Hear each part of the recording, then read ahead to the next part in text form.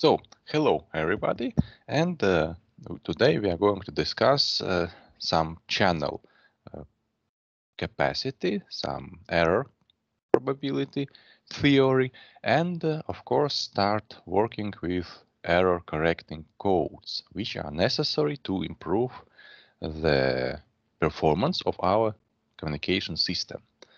So we already had discussed different channel models, and you already know that there are channels with multipath, there are channels with noise and fading, yes. And so we'll deal mostly with channel with noise without fading, because fading adds additional error probability, and this error probability is not so easy to calculate. So for channel with simple additive white Gaussian noise, which was AVGN model, it's possible to calculate error probability precisely. And in your course project, you also had to do that.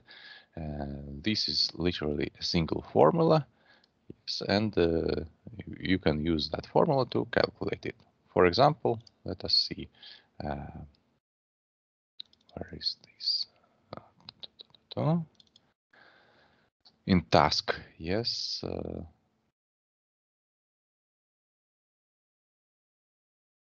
Here, yes, in task 4, you can calculate, depending on your modulation type, the probability of the error by using MATLAB or Octave. And the capacity which we are going to calculate is also depending on this error probability. So you should have calculated that last time.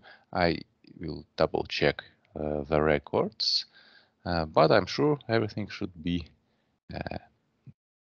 well, yes. But if you have any questions, of course, you can ask. Today we are going to discuss theory background behind this. So it happened like you have calculated those in practice, but you didn't have yet some theoretical explanation. So today we are going to have that explanation. So let us begin then about noiseless channel capacity. So let us start with the case when we don't have noise. So we have channel, but we don't have a noise which is added to this channel. So no noise in this model. So basically we are talking about perfect channel model, which we discussed, I believe, 2 weeks ago. And the capacity turns out depends, well, it doesn't really depends on entropy. On entropy depends the data rate of our specific source. So you already know from last lecture that each source of information has its own statistics, yes, and these statistics define the entropy of the source, which is the average information amount per symbol. Basically, for example, if we are having a source of 8 different symbols, yes, then in theory, maximum possible entropy would be the logarithm based of 2 from this number of symbols 8, which would be 3 bits per symbol, right? And that would happen only if probability of each symbol is equal to 1 divided by 8. Yes, so we are completely unaware which symbol is going to be next. There is no like bias that some symbols occur more often than others.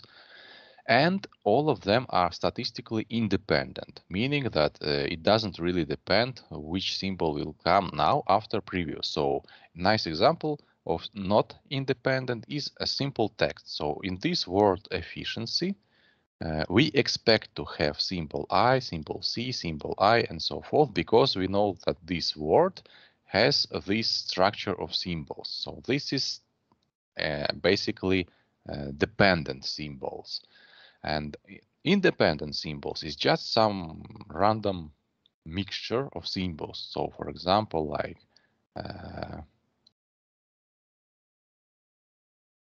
Yes, that would be a sequence of independent symbols which doesn't have any meaning to it.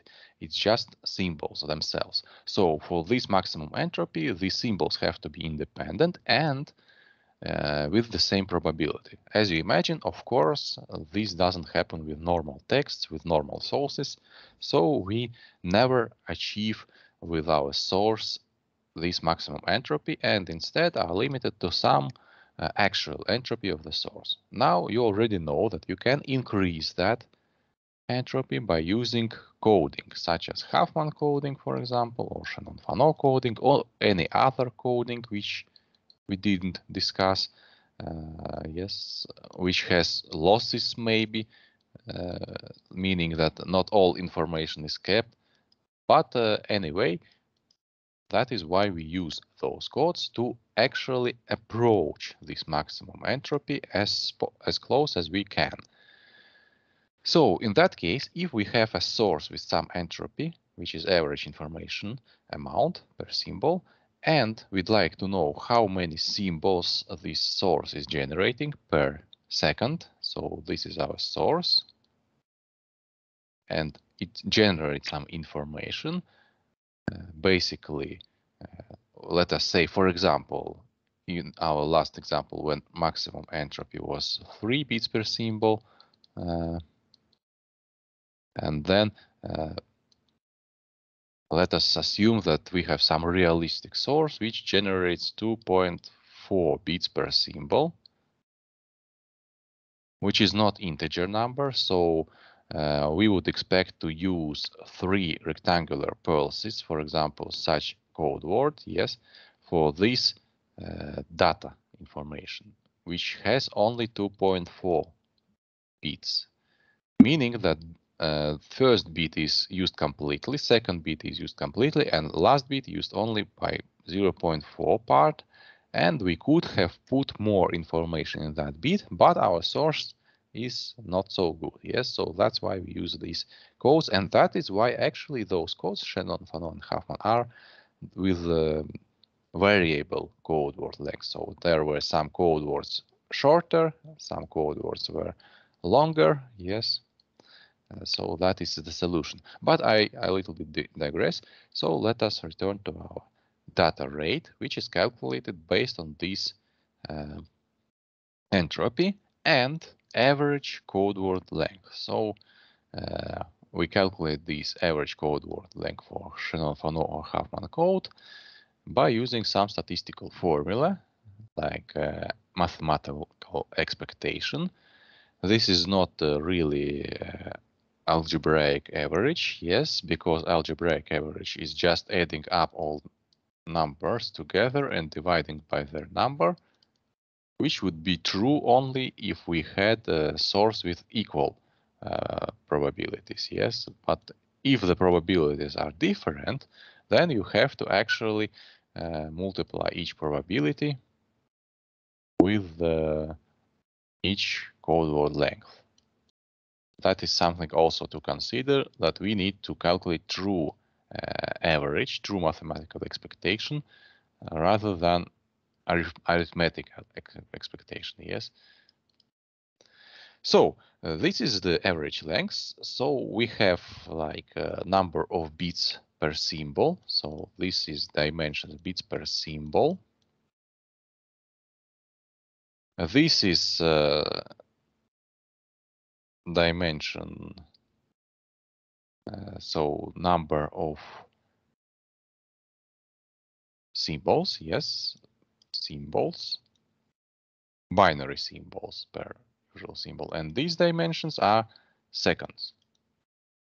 So we, after simplification, we remove these symbols because they cancel each other, and we are left with bits per second. So that is how we get these data rate dimensions. Yes. So yes, and tau is the duration of one binary symbol. So basically, this m multiplied with tau is the total time required to transmit one symbol with information payload of this entropy.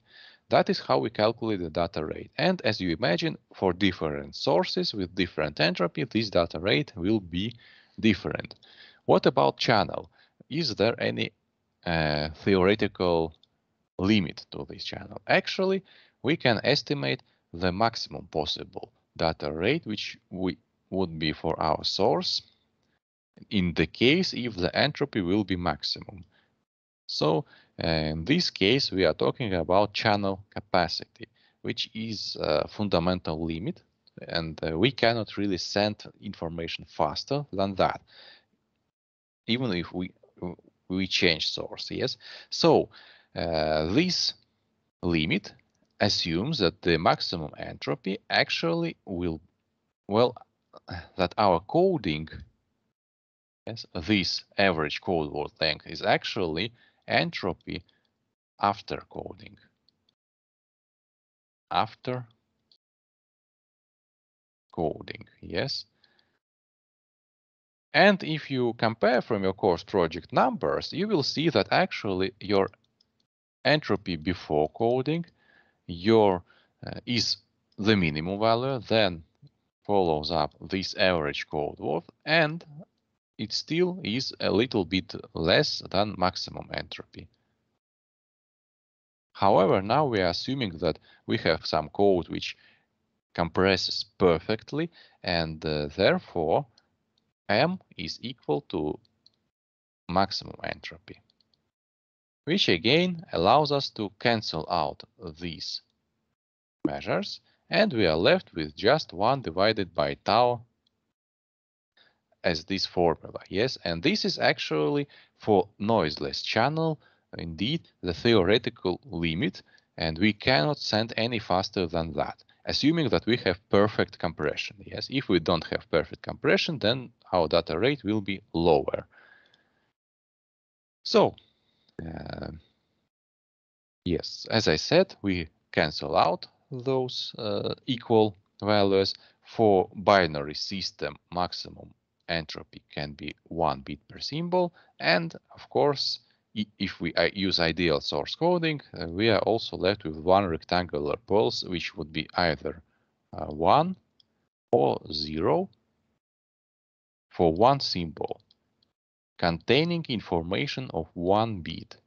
Now, in practice, of course, as you already know, we will not be using, well, we will not be able to achieve this 1 bit per symbol. It can be as good as, for example, 0.99 bit per symbol, but still not exactly 1 bit. Yes. So, in some sense, a bit is like how to say, mathematical representation of information. And these rectangular pulses are some physical means, some signals which we use for transmitting this data. And one rectangular pulse doesn't really necessarily count like 1 bit. Often it's even less than 1 bit. But still we have to use complete pulse, which is capable of sending 1 bit maximum. Yes. So if we don't achieve 1 bit maximum, we are still forced to use this complete pulse, because we cannot really use, like, for example, half of rectangular pulse for one of the symbols. Like, for example, meaning we have complete pulse, then complete pulse, and then half of the pulse. So this doesn't work. We cannot really do that. We have to use the complete pulse even for last symbol, if even it has 0.5 bits per symbol. Yes. So you need to distinguish bit as the measure of information and bit as a symbol which we occasionally use. So for that reason, whenever I can, I refer to this rectangular process as binary symbol. Binary symbol. And for information amount, I try to refer to it as bit. So binary symbol and bit are not really necessarily the same. Yes, as you already know, it's a little bit more complicated than assuming that bit is just one pulse. So, okay, This is what happens if we don't have any noise in our system. Let us study further this relation, which is actually just inverse of the symbol duration and is intuitively understandable. Yes, so consider, for example, that we are sending some data and that the duration of one pulse is actually tau seconds. Yes, so we now somewhere here specify that we'd like to estimate how many of these pulses will be in 1 second, and it can be calculated very easily, like 1 second divided by tau. Yes, seconds. And this will be the number of these binary symbols which we'd like to send. Yes, so accordingly, for example, let us assume that tau is 0.1 seconds. In that case, during 1 second, we will be sending 0 divided by 0.1, 10 rectangular pulses, and our data rate will be 10 bits per second. If each of these rectangular pulses contains 1 bit, which is possible only theoretically or in case of perfect compression. Yes. So this formula actually has some intuitive approach under it. As you can see, we divide the number. Well, we basically find out how many of impulses with duration of tau we are sending per second. Yes, and this is actually the capacity for binary channel. Again, we are talking now about binary channel. For non-binary channel, this formula can be easily extended by adding some multipliers.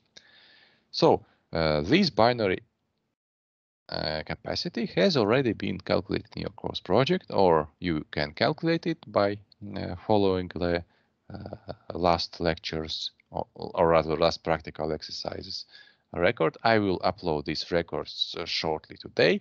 I was unable to do that this week, and there are some materials missing. I understand that, but you still can use last year's materials if you need them urgently. They are available, let me remind you, in our course description here. Yes, you can access all the materials from last year, and I will also upload all the missing video records for 6th lecture, for 7th lecture, and for today's lecture. Well, today or tomorrow, well, as fast as I can. So let us continue. Let us return to sampling of the signal.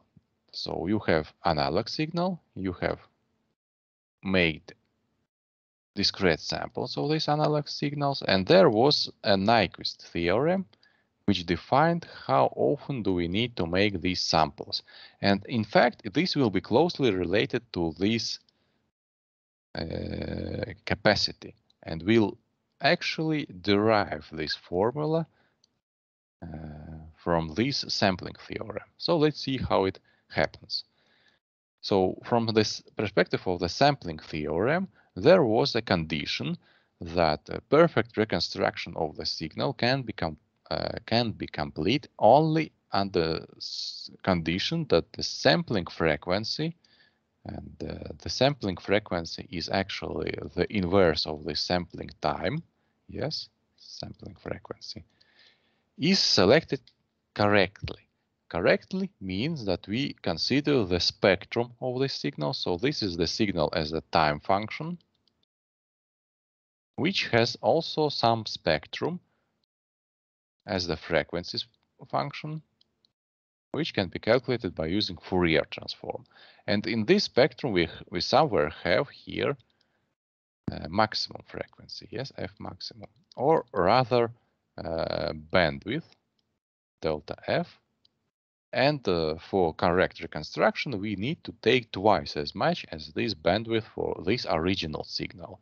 So our sampling frequency depends on this bandwidth. And as you will see, it turns out that the channel capacity also depends on the bandwidth of the signal. Because bandwidth is actually depending on the duration of the rectangular pulse in inverse.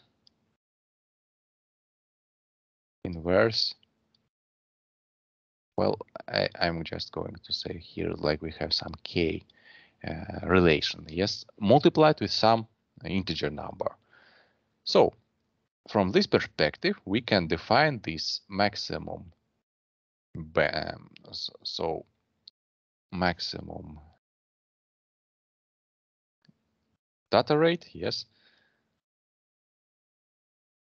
as this formula, where m is the number of symbols for, let us say, for example, ASCII codes. Yes, your ASCII code symbol A has 8 bits, for example. Yes. Well, it's not really actually the ASCII code of symbol A. You can watch up it in Wikipedia if you'd like to. I'm just saying that it has some 8 binary symbols. And for that case, M is actually equal to a degree of 8, where 8 is the number of binary symbols. So this is the number of total combinations which we can make from these 8 binary symbols, and it would be 256. Yes, that would be M for ASCII table.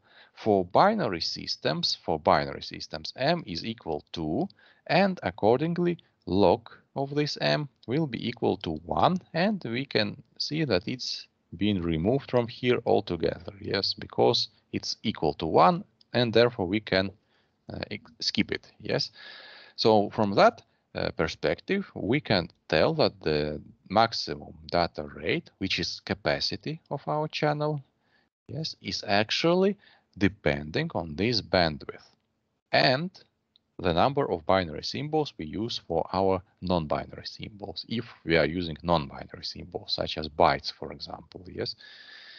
But if we are using binary symbols, the formula is simple. It's like double bandwidth. Yes.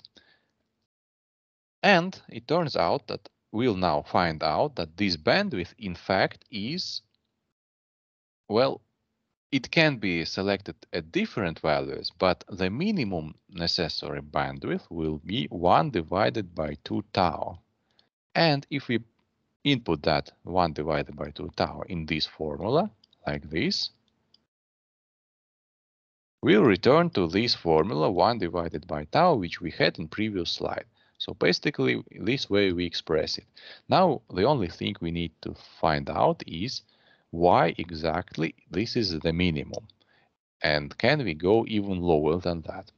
Well, for that, we are just going to try out different options and see for ourselves how close is the signal with this bandwidth to original. So original signal is rectangular shaped pulses, this signal, yes, which we often draw in our theory, in our practical exercises, and so on and so forth. But you need to understand that the bandwidth of this signal is actually infinitely wide. So the spectrum of this signal will be able in next. I can see you are raising hand. Do you have any question? Yes, it is in the log. Where is gone the power for the M? M? In the last. Here, yes. This in M. the last slide. This M, you say it is 2 per 8.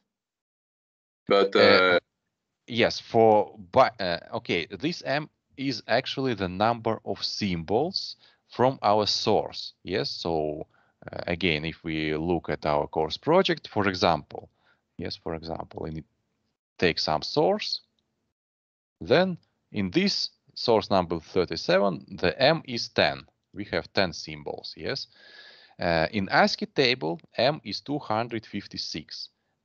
And if we use a binary system, sorry, where is that? Ah, it's here. So as it said here, for binary systems, I can see here M is 2, that is error, yes? So we have only symbol 0 or symbol 1, yes? And accordingly, log 2 of 2 is 1.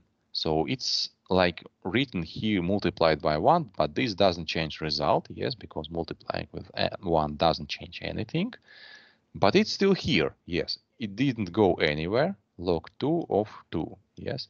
It's just like in our case, M is equal to, and it simplifies, yes.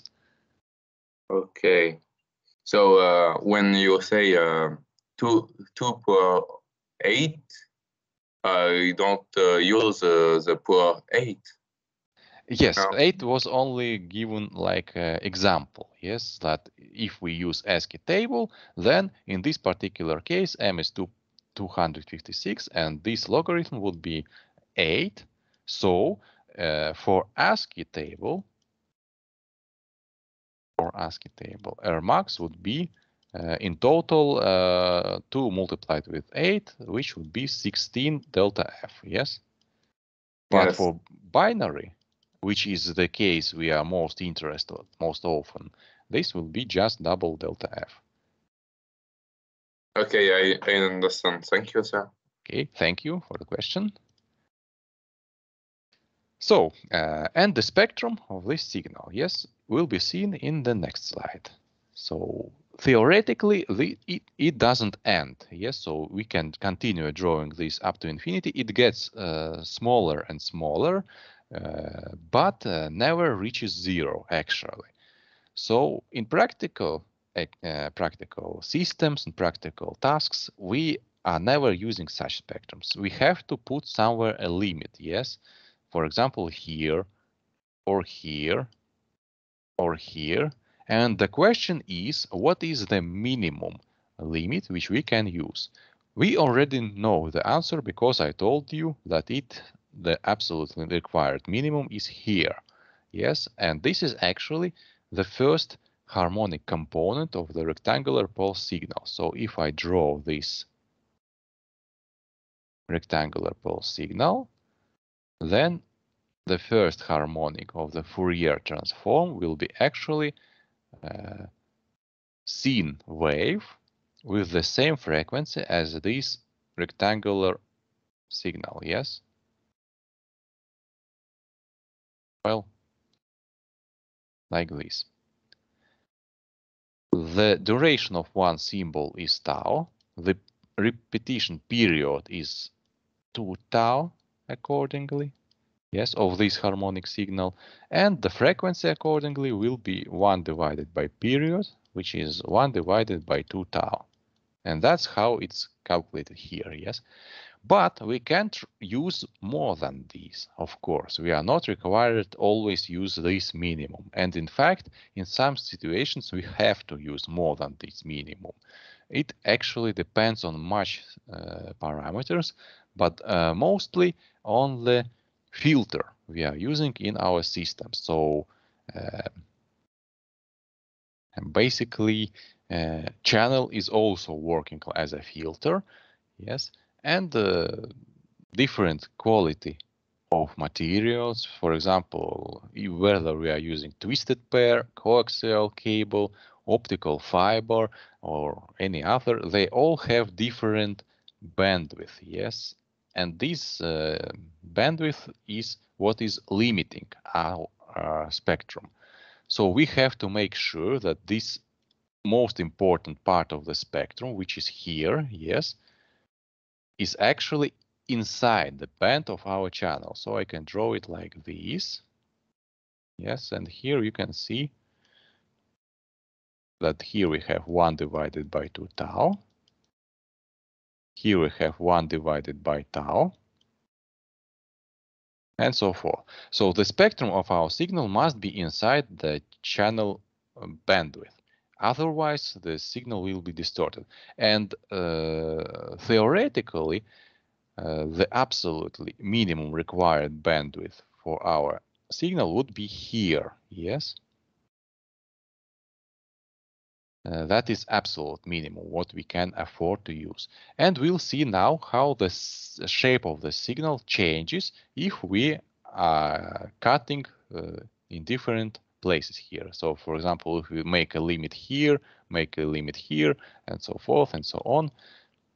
But rectangular pulse, however, itself, here you can see it with the infinite number of the spectral components, looks like this.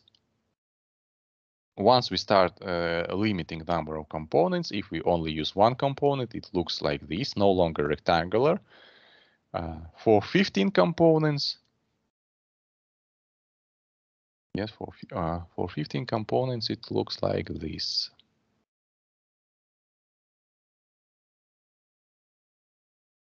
Which resembles rectangular shape, but still isn't really rectangular, right?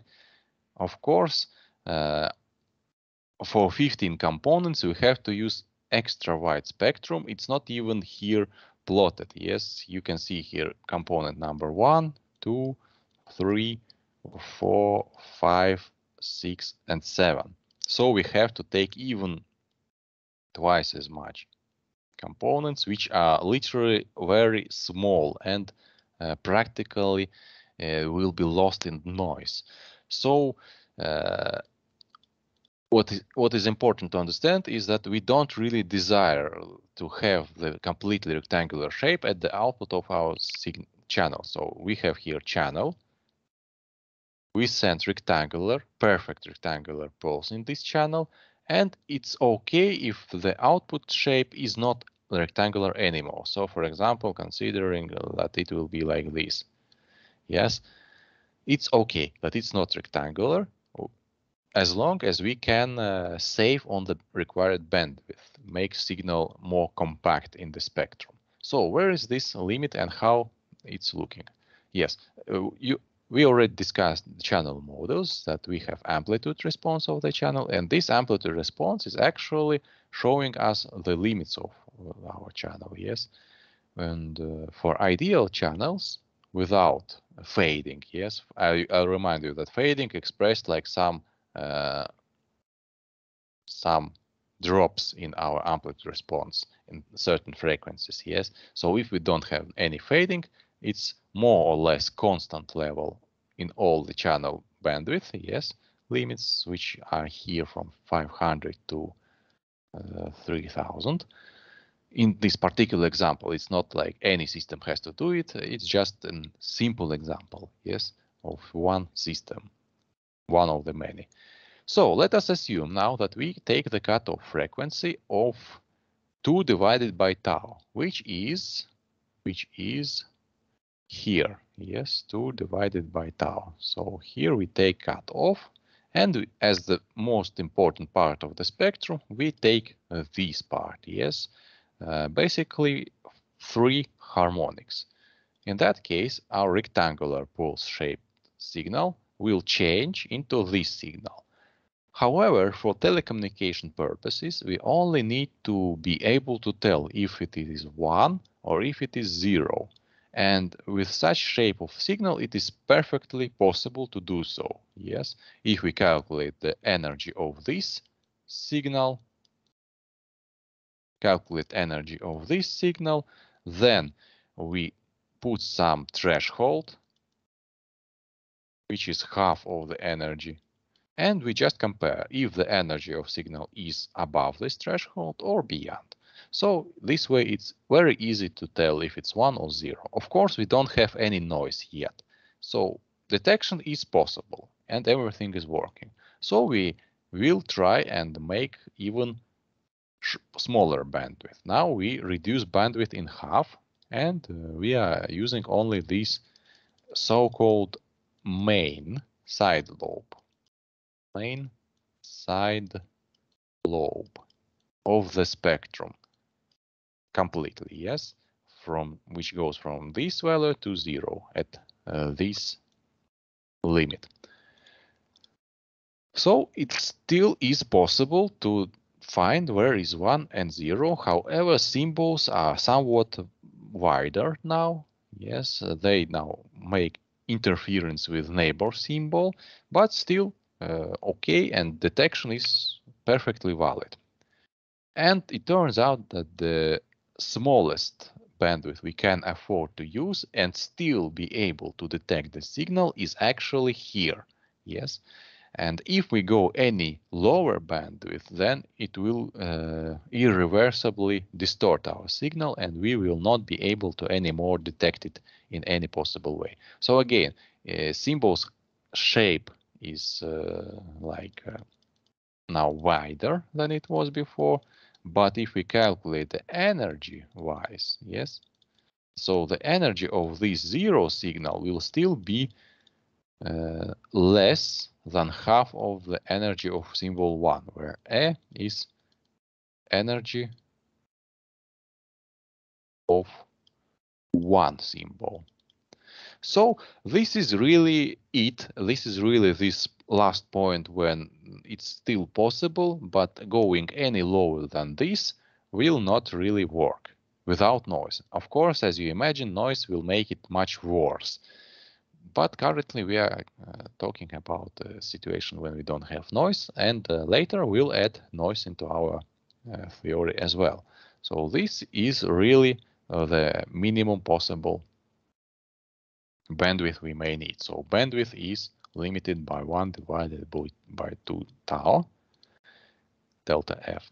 And accordingly, capacity in that particular case, which is double bandwidth, is 1 divided by tau, exactly the same formula, which we derived from the maximum entropy, which was here, maximum entropy divided by m average multiplied by tau. Considering that we use perfect coding, yes, maximum entropy and these m are equal, so we receive the same formula from different perspectives, yes, and this is basically actually a limit, yes, indeed, and we can't go any lower than that.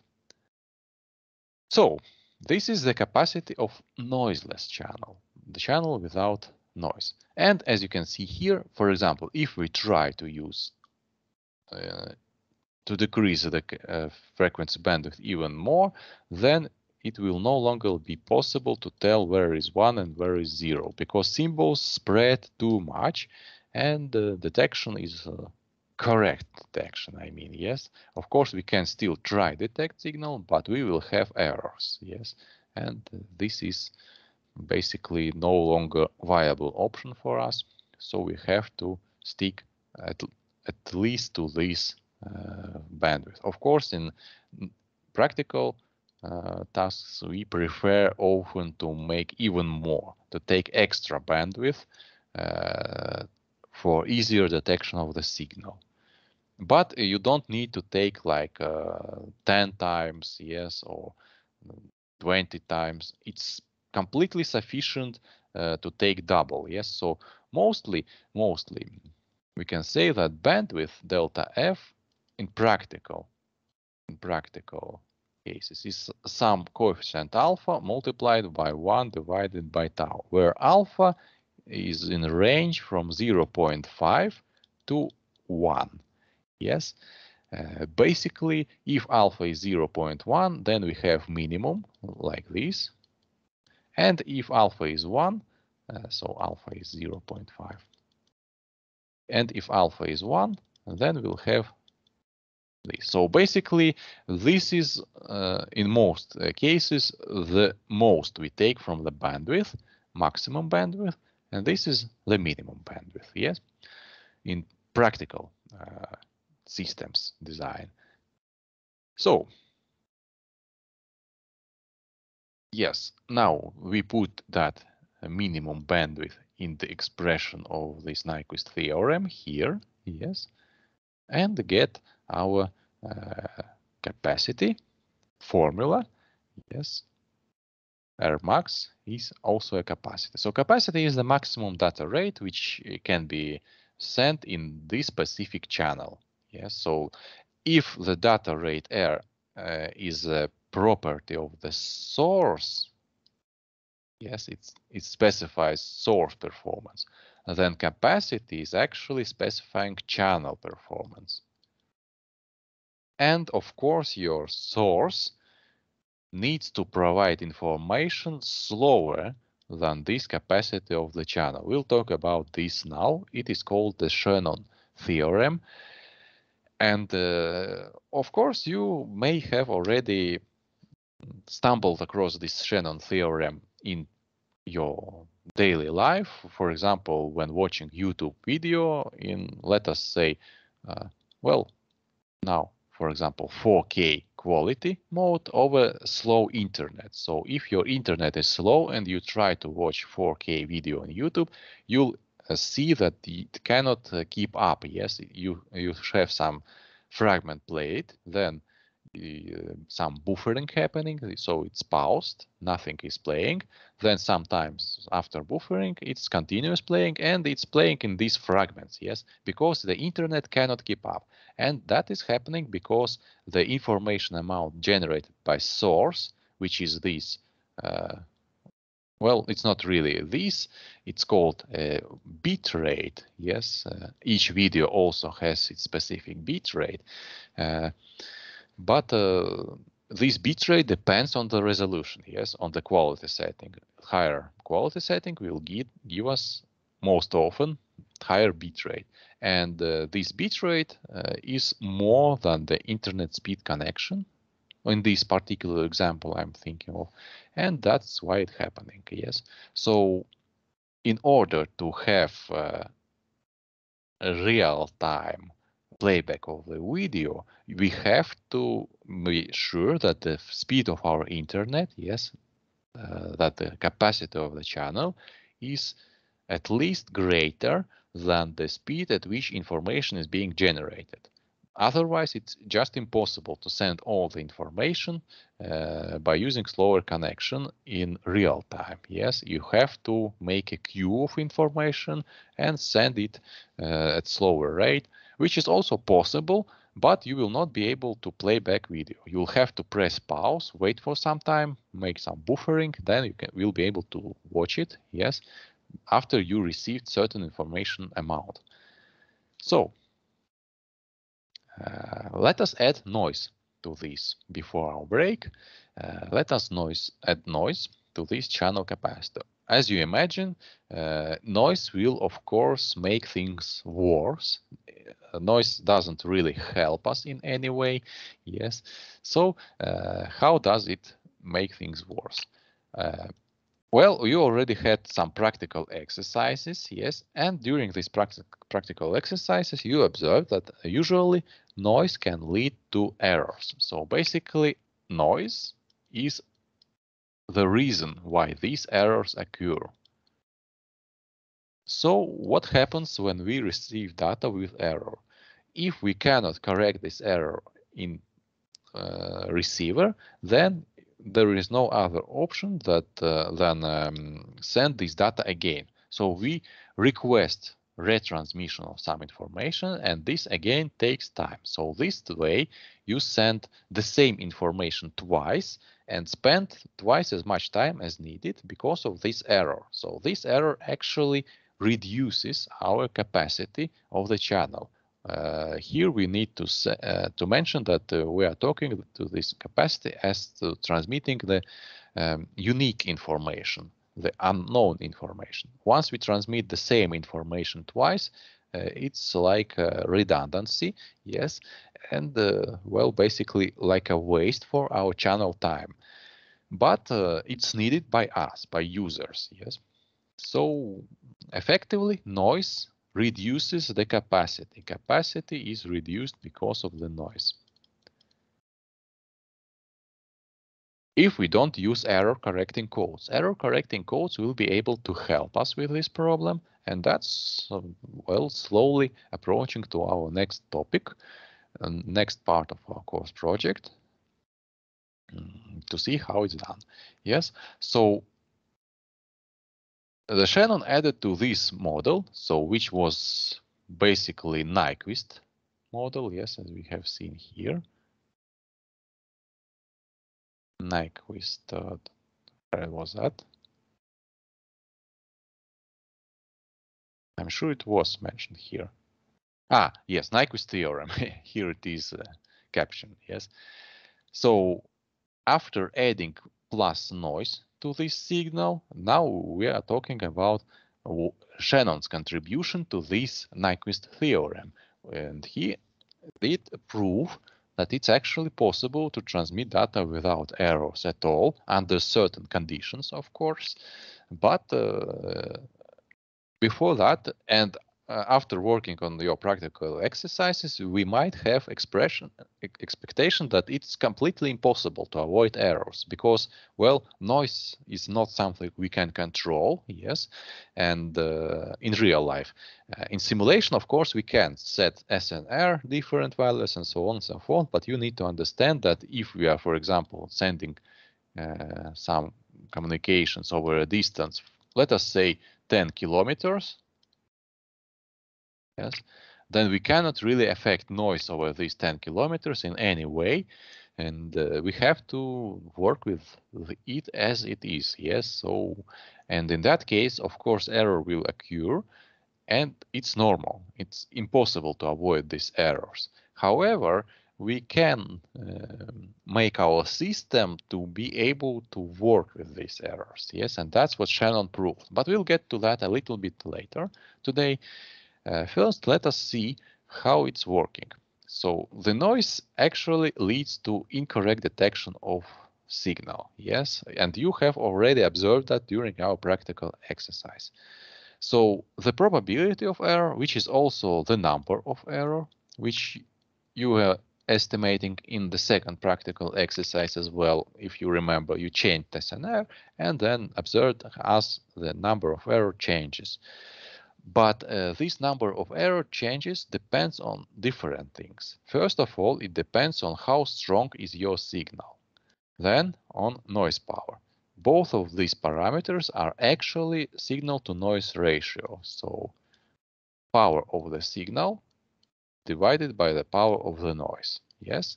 So to sum up, this is actually signal to noise ratio. Most often in this signal to noise ratio, we have control over this power.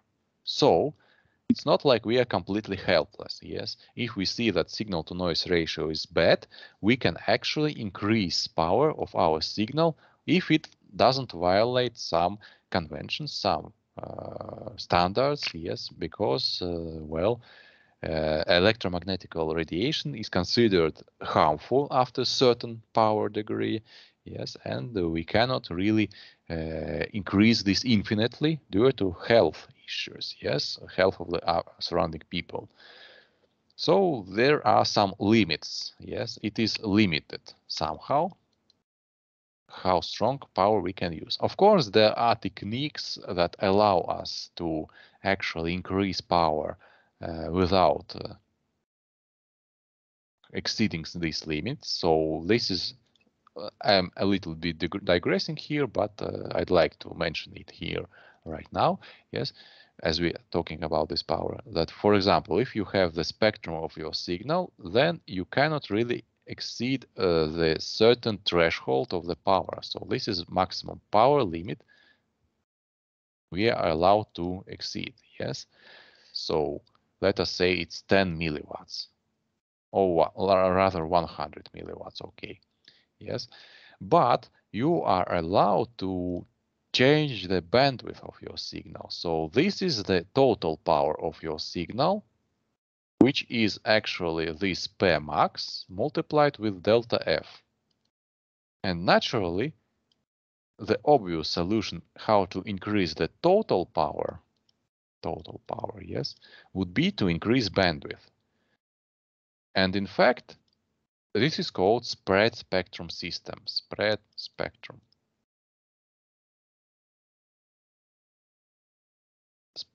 And even more than that, we can actually reduce this to be less harmful. Yes, intensity per 1 hertz. Make like this, for example.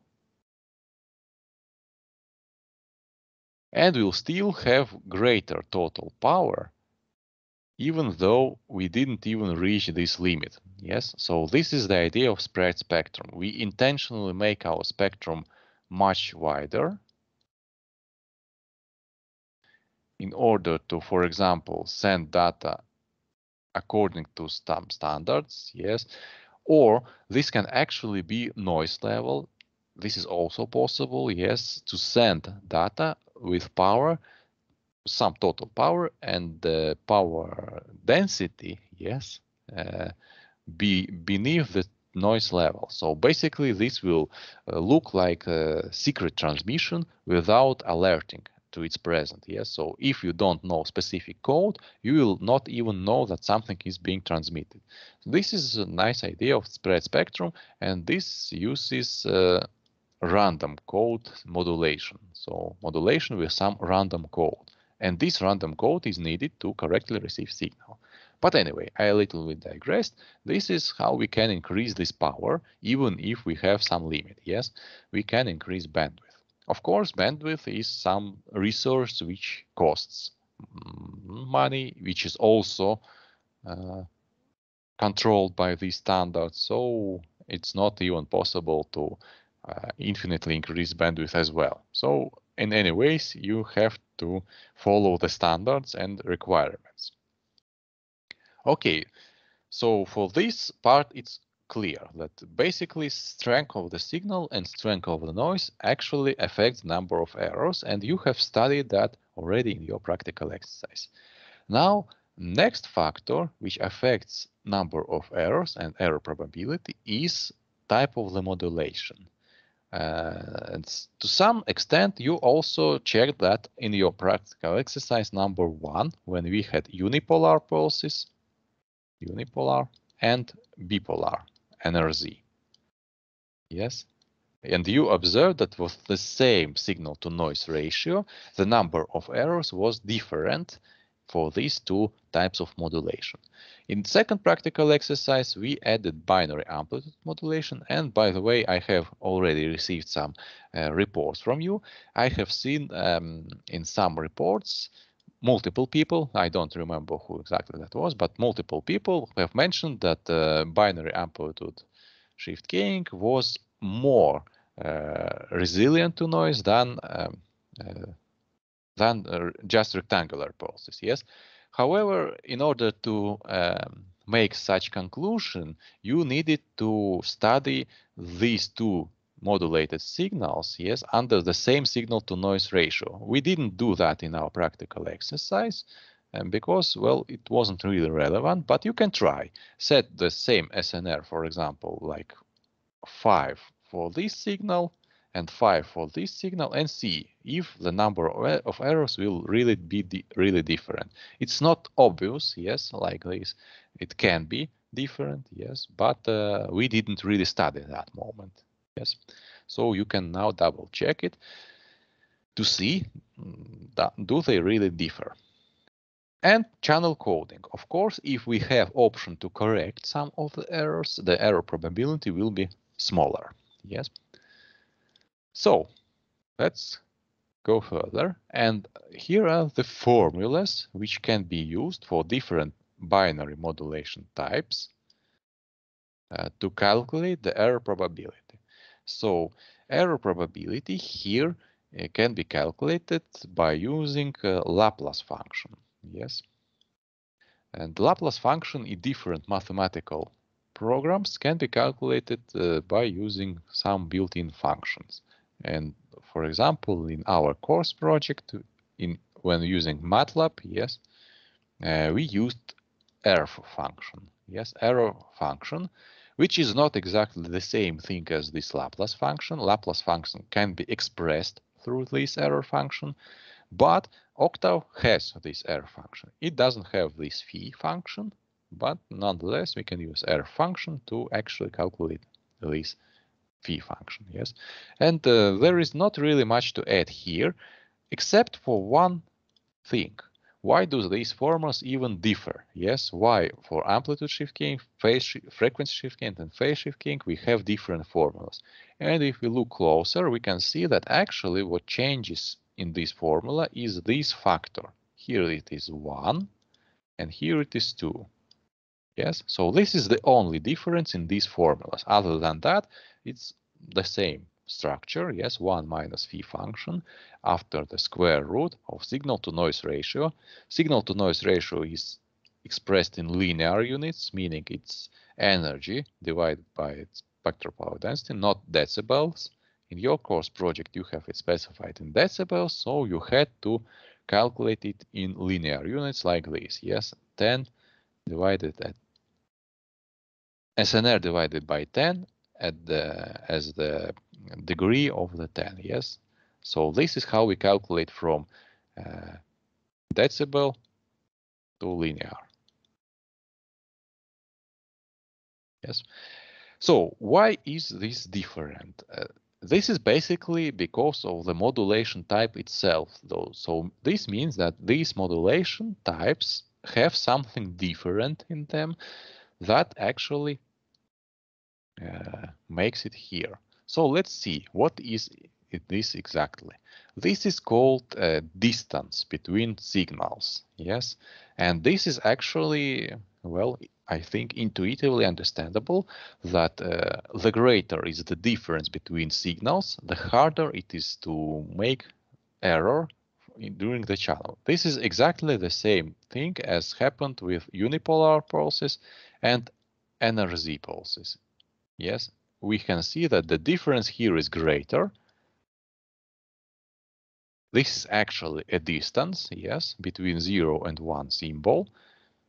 And therefore, error probability here will be smaller than error probability of the here of this, yes, R2. So this distance affects greatly. So for binary amplitude shift keying, we have two signals. We have signal 1, which is harmonic signal, and signal 0, which is just level 0 volts. Yes, and the distance between these two signals is the effective value of this harmonic. Yes, so you already know that for harmonic signal we can calculate amplitude and we can calculate effective amplitude. So considering that this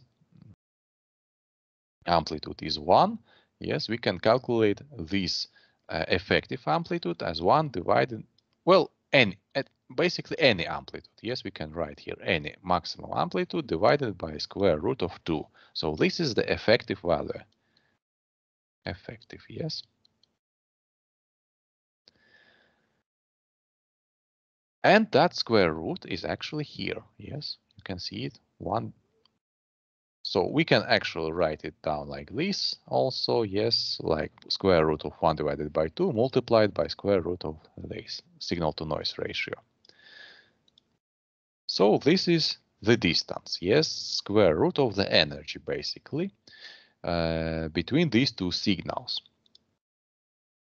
between 0 and this signal.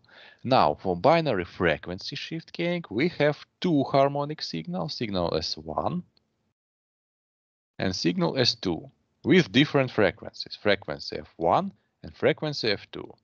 Now, these two frequencies are selected in a certain way so that the signals are orthogonal, meaning that signal S, well, if we calculate the integral, signal S1 of t multiplied by signal S2 integrated per time will be 0. In certain limits, for example, period. Yes, this is called scalar multiplication of the signals. And if it is equal 0, then these two signals are orthogonal. Geometrically drawing these signals, orthogonality is angle of 90 degrees. Yes, and accordingly, we can calculate the distance, considering that the distance from 0 to first signal is the same as for BASK, for amplitude shift keying. Between 0 and second signal is also the same. And by using the Pythagoras theorem, yes, we can calculate this distance, which will be twice as much, yes, for binary amplitude shift keying. So we can write it here like this, yes, like it's 1 divided by 2 and multiplied by 2. Accordingly, this cancels out, and we are left with just signal-to-noise ratio here. Yes. And finally, binary phase shift keying. Binary phase shift keying uses opposite phase signals, yes, so anti-phase signals. So if this is sine signal, so basically plus sine signal, then the second signal will be minus sine signal. So the phase difference is P. These signals are drawn as the vectors in opposite directions, yes, and the total distance between them will be double distance of one vector, yes. So basically here we'll have this outside of the square root, yes. So we can again write it like this, like here is 2 and here is 1 divided by 2. Yes, if we introduce this under the square root, that will be 4. 4 divided by 2, which is actually this number 2. So that is how we get it. So the distance between signals is really different. And the question to the second practical exercise is, what is the distance here and what is the distance here? Well, if we didn't change amplitude, then we shouldn't expect any difference. Yes, so number of errors for this and error, and for this and error for same signal-to-noise ratio should be same. But again, this actually depends on how our AVGN in Octave works. Yes, it can calculate noise power differently for these two signals. Yes, so it's again something we have to study before claiming it. Yes. But we'll study noise immunity later in your course project for your specified modulation type with coding and without coding. So based on these formulas, yes, we can specify this signal to noise ratio as a range. Yes, for example, here from 0 to 15 decibels, and put that range into that formula and calculate it and plot as the line on the plot in Octave or MATLAB or elsewhere. Yes, we'll actually do that later in your course project simulation exercise, which was, I believe, task 5 or 6. I don't remember. Let me check it. No. Yes, coding and no. This will be actually next part. Here, develop program simulation with your specified. So without having error correcting code, 6A, that will get eventually both in calculating theoretical formula and simulation results. So simulation will be drawing the same plots for us later, but that will be at the end of this course. Yes, basically speaking, almost final of the tasks. We will not get there very soon. Okay, so how does the channel capacity change because of this noise? So, as we already discussed previously, yes, in most general case, when we don't have binary, so we have non-binary system, yes, non-binary system, the channel capacity was double frequency bandwidth multiplied by log 2 of m, where m is the number of symbols being transmitted, or number of signals which we have in total. Yes, so for binary system m is 2 and this logarithm disappears. Yes, but in general case there is this entropy, and actually this is none other than maximum entropy of your source. Yes, because you calculate the maximum entropy exactly as a logarithm base of 2 from the number of possible symbols. So this is maximum source entropy. And accordingly, noise also has its own entropy. So the capacity is then the difference between source entropy and noise entropy.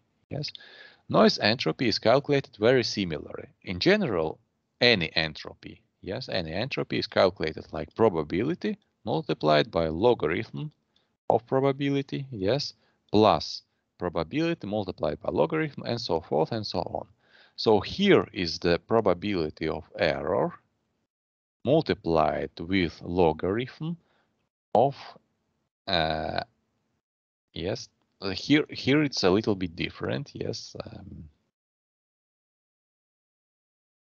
error probability. Wait a minute, -1. It's we have minus here. Yes, this minus actually reverses this. Yes, so we can write like this: error probability. Yes, multiplied by log 2. Error probability divided by m-1. Or we can alternatively write the same thing as minus error probability log 2 m-1 per error. Yes. So, but basically this is the error probability and logarithm of error probability. Yes. And here vice versa is accordingly opposite effect when we don't have error. Yes, reception without error. 1 minus error probability and 1 minus error probability. This m-1 actually is number of possible symbols because, well, consider the situation. We have 4 different symbols: symbol A, symbol B, symbol C, and symbol D. Yes.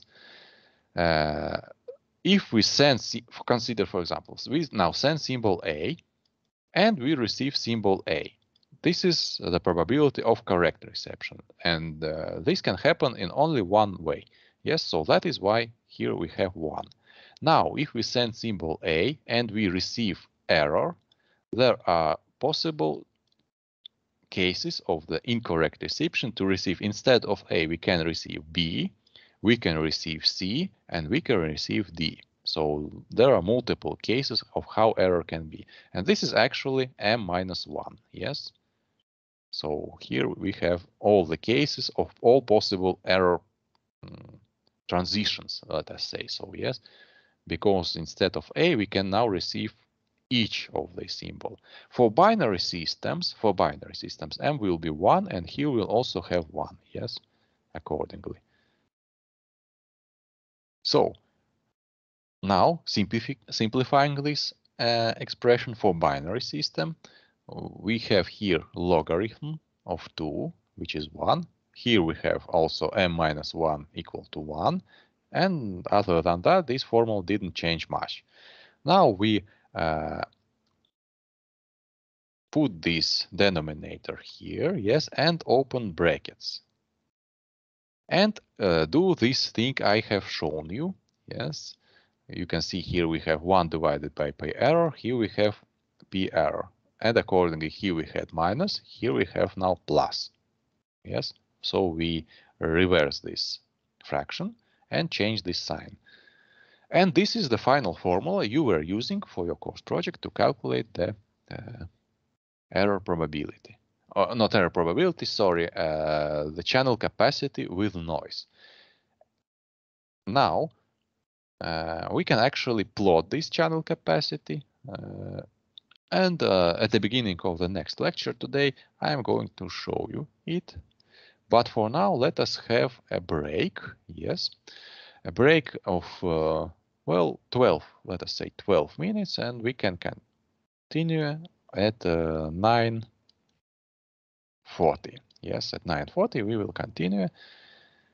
And this will be the last lecture for today. There will be no practical part today.